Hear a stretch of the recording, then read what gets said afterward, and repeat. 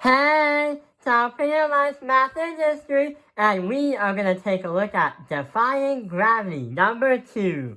So, in the last video, we've been taking a look at the gravity on Earth. But what we're going to try to do instead is try to compare gravity between two objects, not just the Earth itself. So here's what happens. We're trying to use and solve this math problem, or should I say a physics problem. And what we have to do is, yes, we use the same formula as yesterday, and yes, we have to find the gravity between it, but also understand why we can't even feel it. If there's gravity pulling on ourselves, then why can't we feel it? And plus, that video device thingy, or that iPhone or iPad or TV thingy that you're watching this video on is actually pulling on you too, just to know about. You and your friend sit 2 meters away from each other in your physics classroom. If you have a mass of 85 kilograms and your friend has a mass of 65 kilograms, what is the gravitational pull on you and your friend? So we know that everything here in the universe has some kind of gravity and also has a pull, like that device you're watching this video with. The formula we are going to use is the same thing as last time.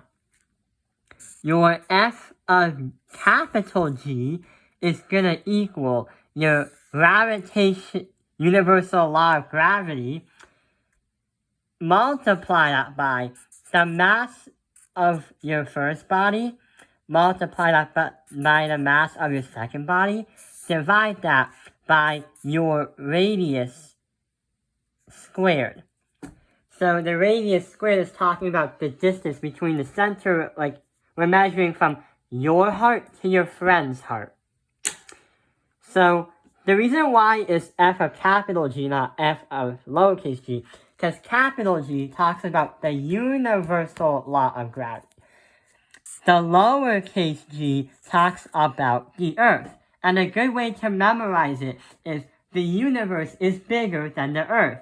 The Earth is smaller than the universe. So that's why the g has to be bigger when calculating the universe, when Earth is not involved.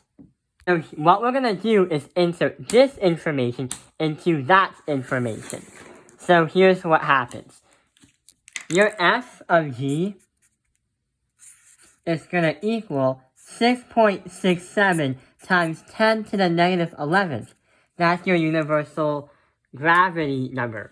Then we have to multiply that by our mass 1 is going to be 65 times 85 of mass 2.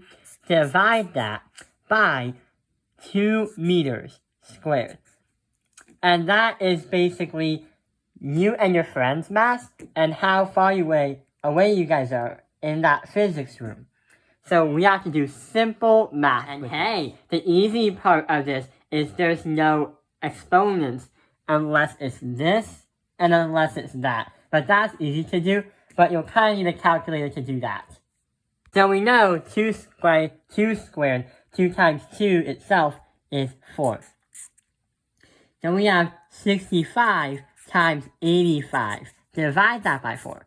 When you answer that, you are going to get 731.25. But that's not our final answer. We still have to multiply that by some kind of number.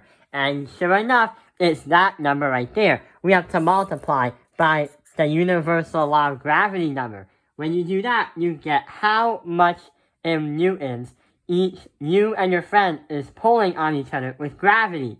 So, about the whole gravity thing, if you multiply that and get that, then you'll get a raw number of 0.000000049 newtons. Yes, it's very, very small.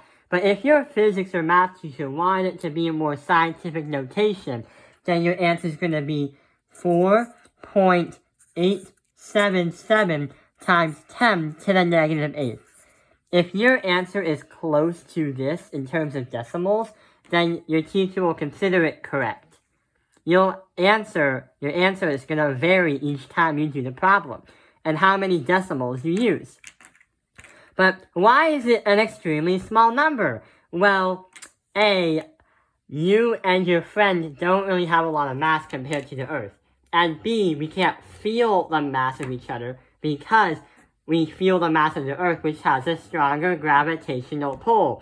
And the crazy thing is, since Earth has a lot more mass, we feel the Earth more than we feel our friend. But one thing that the Earth can't do is feel emotions, which you and your friend can do to help each other out. And I think it's better if you and your friend and other people in that physics classroom help each other out. I hope this video has helped you understand defying gravity number 2.